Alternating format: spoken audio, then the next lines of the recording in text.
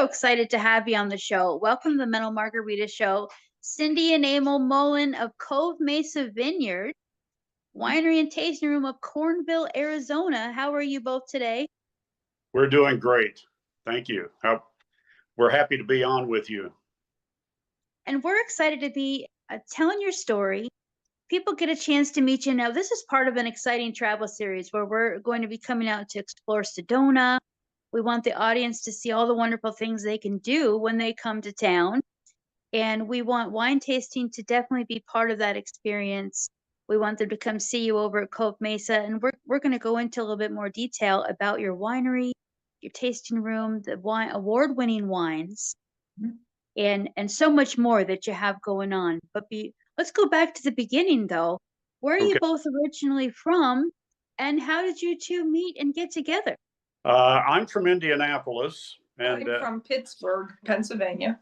And back in 1986, in November of 1986, I was running an insolvent insurance company in northern West Virginia for the West Virginia Department of Insurance.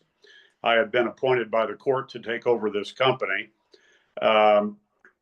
And on a Friday, I was trying to get back to Indianapolis, and I missed my plane from Morgantown to Pittsburgh and drove about 100 miles an hour up I-79 to Pittsburgh, trying to catch the flight from Pittsburgh to Indianapolis. And when I got up to the turnoff to go to the airport, I realized I wasn't going to make it. So I was not in a very good mood after that drive. And I thought, you know what I really need is a nice meal and a nice glass of wine. Had been to a little restaurant in Shadyside called Pasta Piatta. And I drove there and ordered a bottle of wine. And a little while later, Cindy came in. And I was living in Pittsburgh, working for Westinghouse, automating nuclear power plants. So I was kind of a geek, which is, hey, why not? And I saw this man come in, and then he gets a bottle of wine. And I thought, oh, well, his wife date is, going to come. So I gave up, oh, well, tis a life. But then my friend of mine comes so that we sit down, and then we look at him, and he's watching us. So I said, oh my goodness, maybe this is going to be a good night. Well, I gave $10 to the sommelier or maitre d' to seat me at the table next to Cindy. And to make a long story short, we hit it off really well, and I think it was love at first sight for both of us, and that was November 6th to November 7th, 1986. So it took us a while to get married because I was divorced and lived in Indianapolis, and my kids lived with me, and I couldn't move. And she was automating nuclear power plants in Europe, and she worked in Europe for about 10 years. So anyway, it took us a while, but we she finally left Westinghouse and moved to Indianapolis, and we got married. And we've been together ever since. We got married in 91, so we've been married, 33 years. It'll be 34 at the end of this year, and it's been fantastic. And anyway, we decided to move up here to the Verde Valley, and I started looking in 2015. I started looking for property up here, thinking that we would build a house and move up here when she retired from Raytheon at the end of 2020. But it turned out that she was running a big international program for Raytheon, and didn't really have any employees in Arizona. So she said, I think we should move up there now. And so we moved up here in 15. And she did travel a lot, but when she wasn't traveling, she worked from home here.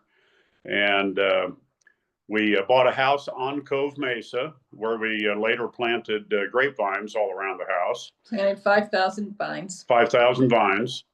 Wow. And I went to the Yavapai College Viticulture and Enology program starting in 2016 in January, and I graduated with an associate degree in viticulture and enology in June of 17. And honestly, I don't think we really didn't think about starting a winery. In fact, I had never really been interested in making wine. I was really mostly interested in vineyards until I went to the program at the college, and I really got turned on by the winemaking part of that program. But we still hadn't done anything with it until COVID hit, and everything was, we didn't have the lockdowns up here that a lot of people had around the country, but even so, things were pretty much shut down. And so, it was kind of claustrophobic, being stuck at home and without really very much to do. And I got a little, I don't know, almost a claustrophobic feeling. Anyway, I said to Cindy, what do you think about starting a winery? And I think she was worried about what she was going to be doing after she retired. So anyway, without much thought, she said, okay. And we did. So on June 1st of 2020, we officially started the winery. So we had leased some space, about 3,000 square feet to put the winery there, right? Yes. Well, actually, we started with 1,800 square feet. So June 1st, on June 1st, we had no winery license. We had no winery. We had no equipment. We did not have a winemaker. I am a winemaker, but we wanted to hire a winemaker anyway. By the time our first fruit came in, August 14th, I think. It was August 14th. We had both the federal license and the state license and had purchased all of the equipment to fully equip a winery. Tanks, barrels, crush material, everything. Crush equipment, everything. And hired a winemaker. And we were able to buy 21 tons of really good grapes in 2020. And then in 21, we crushed 35 tons. And in 22, 23, and 24, we've been between 60 and 70 tons every year, which is we're at about a 4,000 case level of production. I was about to say, what does that add up to when it comes to cases and bottles? So yeah, about 4,000 cases. So we're an extremely small winery. And let's talk about the Verde Valley area, because that is sort of the wine region of the area. And is there something special about the soil or the grapes that are there? Is it altitude? Was there a reason for the geographic area, why it's so good for wine? Yes. Actually, there were 3 AVAs, American Viticultural Areas, in Arizona. The first one was the Sonoyta-Elgin area, which is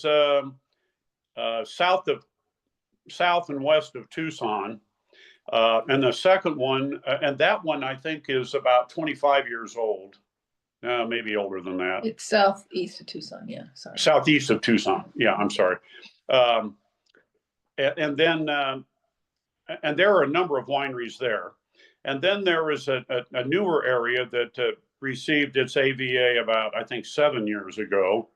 That's called the Wilcox AVA. And that's where about 80% of the wine grapes are grown in Arizona. And then the most recent AVA is the Verde Valley AVA up here, close to Sedona. And by the way, our tasting room is only about 18 minutes from Sedona. So we're very close to Sedona. And this AVA was granted about 5 years ago now. So, and all of these areas have some serious commonality.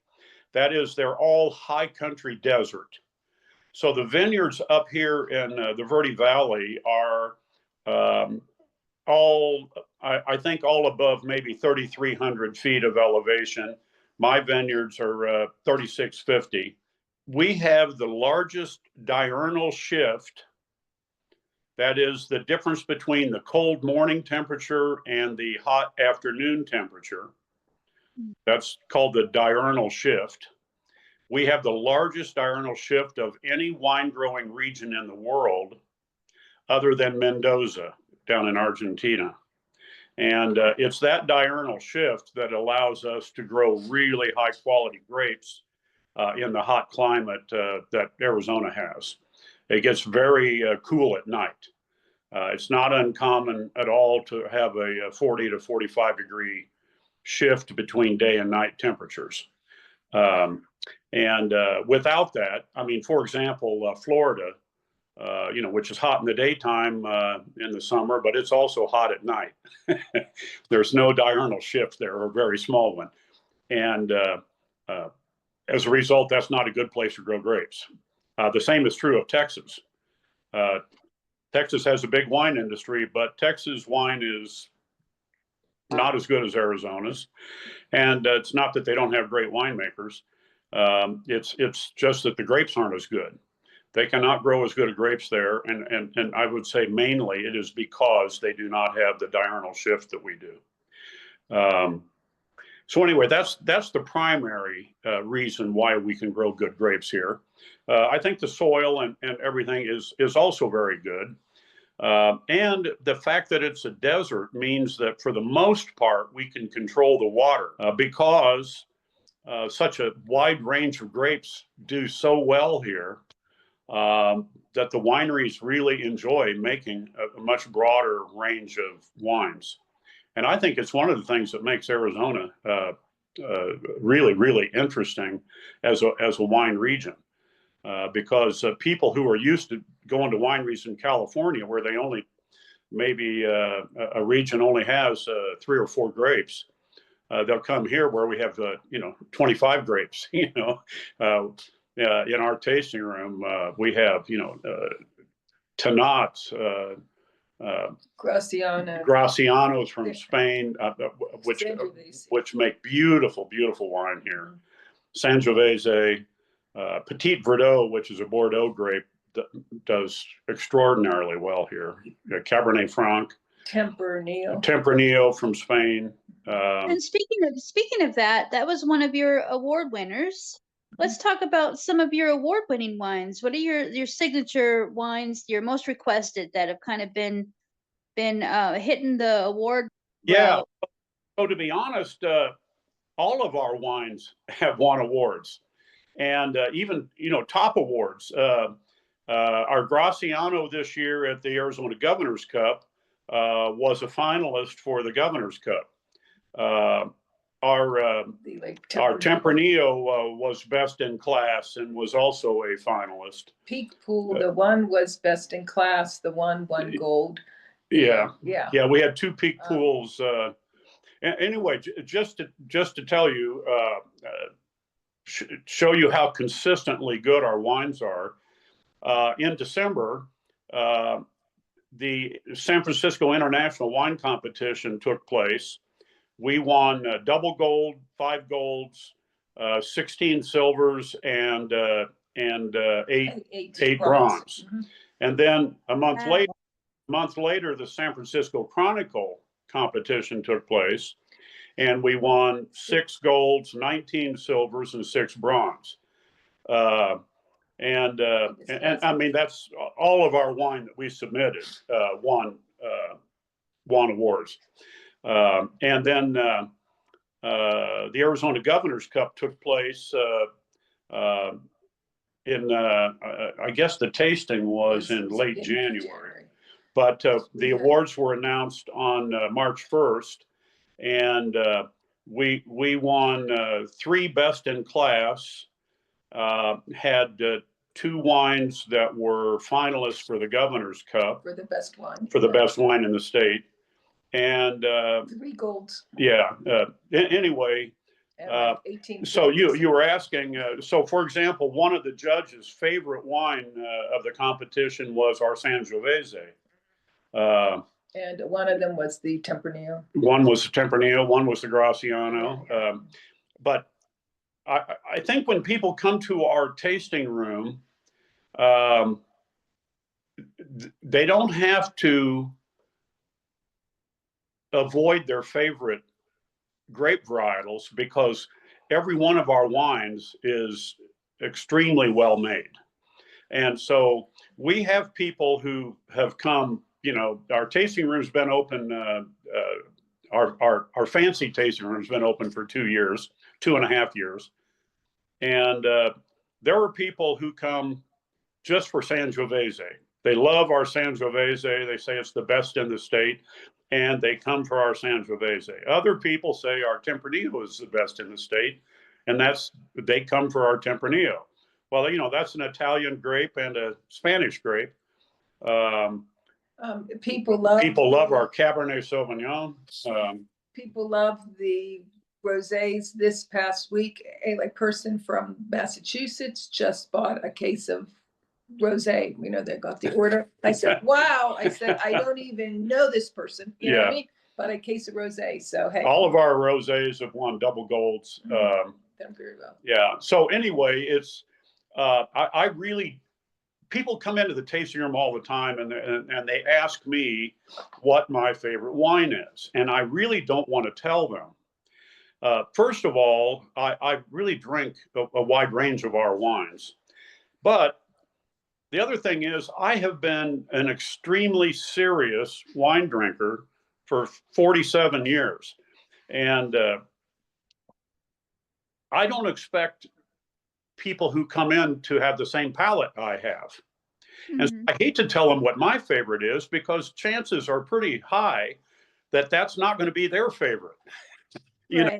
And there's nothing wrong with that. I mean, people should drink what they like, not what somebody else likes. Well, what is really nice that we love what we do. We basically work 24/7. We wake up, we think winery, what can we do? We go to bed late, we think, it's just day after day after day.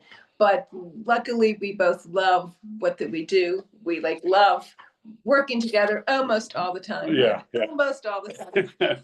She gets a little aggravated with me once in a while. But we're a perfect mix because we know what we can each do well and know what we, right. Yeah. Know So Cindy also runs the tasting room, which is, we have a very beautiful 3,400 square foot tasting room. 100 seats, open every day, open Christmas, Easter, Thanksgiving, every day. So yeah, Cindy and I work in the tasting room on Thanksgiving and Christmas, so that the employees don't have to work. And those aren't busy days really, but it's fun. We have a lot of friends who stop in, and sometimes there are visitors, travelers, who are maybe in town to visit relatives or whatever, and whoever's cooking the food wants them out of the house, Right. while they're cooking and stuff. And sometimes they come to see us before they're going to go to dinner, and sometimes they come and sit and drink wine after dinner, but it's a lot of fun. But we're open 365 days a year. So a lot of the businesses here in the Verde Valley are closed on Monday and Tuesday. A lot of the restaurants are closed Monday and Tuesday. And so it's nice. We have really good food too. It's not a restaurant type menu, but it's all food that goes well with a winery tasting room. We have meat and cheese boards, vegan options, pizzas, salads. People love the food that we make. Everything is extraordinarily good, and it's enough food that people who want to go out on a Monday or Tuesday when the restaurants are closed, they come for dinner. Are happy to come and eat food at our tasting room and drink the wine. So it works really well. I think this is a great place to visit. So And where's your favorite? Where do you two like to go if you want to treat yourself to a night out? well, there were two restaurants, three restaurants that we, well, maybe four. Well, okay. Kind of in order of how often we go to them. Up the creek, Bistro and Wine Bar is about 10 minutes from our house. It is here in the wine country area in Cornville.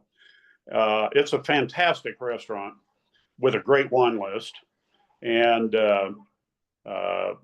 both international wines and Arizona wine. And then there's a restaurant called Moscato, which is in Camp Verde. For us, it's about a 20-minute drive. And it is an Italian restaurant, very much like what you would go to in New York City. Or in Boston, yeah. Or in Boston. I mean, it is a first-class northern Italian restaurant. Mm-hmm. And I mean, beautiful linens, and it's so shocking to be, to walk into this restaurant in an area that is so old Arizona. Very casual. Where everybody's very casual, and of course you don't have to dress up to go to that restaurant, but it's the kind of restaurant that people want to take. Birthdays, anniversaries, right. Holiday things. And the food is spectacular. And then just a couple of minutes from our tasting room is a wonderful restaurant called Manzanita that has some. It's historically been a German restaurant, although it's not totally German. But also very high quality food, and then in the village of Oak Creek, which is kind of a gateway to Sedona off of I-17. There's a restaurant called the Village Chop House, which is a traditional high-end steakhouse, one of a kind, also with a really good wine list and run by a super high quality chef. Anyway, we have great restaurants very close to us here, even though we're out in the middle of nowhere. And we definitely are not giving up anything in the quality of life here. It's fantastic. Well, that's wonderful. And we thank you so much for visiting with us and sharing your story and sharing your love of wine and winemaking and being the host and hostess that you are when people come to visit. We're so excited that the audience gets to meet you and plan their trip and make sure that they make you one of their stops. Be sure to visit Cove Mesa. CoveMesa.com will make sure the audience knows how to reach you, how to find your wines, and how to stay in touch. Sounds good. And please call us when you're coming so I make sure that I'm in town. Oh, we definitely will. You'll know when we're on the way. All right, sounds great. Thank you very much. Bye-bye. You're welcome. You both have a wonderful rest of your day, and we'll be in touch soon. Thank you. Bye-bye. Thank you. Sedona is a magical place with beauty and wonder all around. While visiting Sedona, be sure to book an experience with Sedona Jeep Tours, family owned and operated by longtime Sedona residents who are committed to conservation and enjoying this beautiful land responsibly. If you want to explore the science behind the healing magic of Sedona, attend one of the weekly Vortex lectures by local author and expert Pete A. Sanders Jr. Color your world with a visit to Soul Shine Sedona, your one stop for all things spiritual, from clothing and jewelry to crystals and more. If you're crazy about coffee, pop into Faye Cafe, your source for coffee, plants, and books, and is Sedona's only indoor plant store. Their coffee is sourced locally in Sedona, and other items in the shop come from Arizona-based businesses. Take a short drive to explore the wine region of the Verde Valley. The tasting room at Cove Mesa Vineyards in Cornville awaits for you to sample their award-winning wines along with some tasty items from the kitchen to complement your experience. There's no better time to explore than now. Explore Sedona.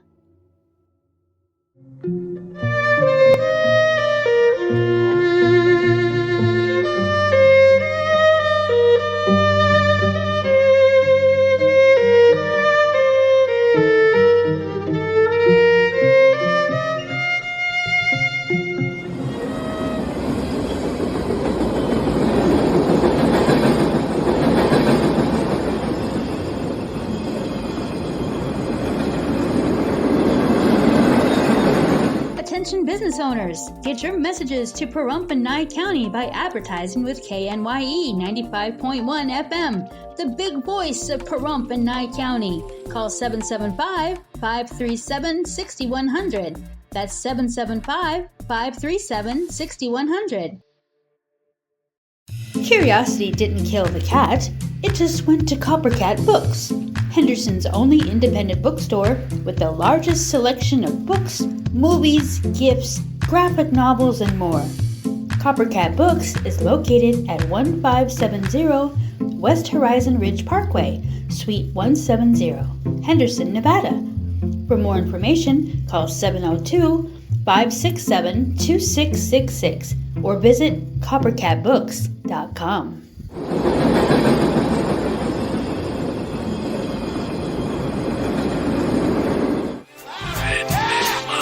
You're starstruck, here's a sprinkle of the stardust. Hold your champagne glass and your cigars up.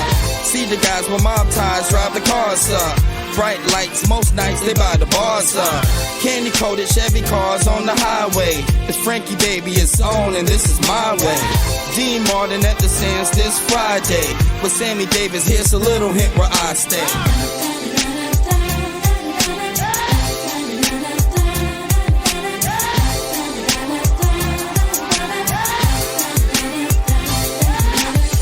The city shines like Liberace's mansion. And you know Elvis had the whole city dancing. Showgirl silhouette steady prancing. Shout out to June, just the Copa Girls anthem. Legal gambling, yeah, that would tempt me. At Sin City, holy water couldn't cleanse me. And Wayne Newton had the crowd in a frenzy. Live at the Stardust, the seats never empty.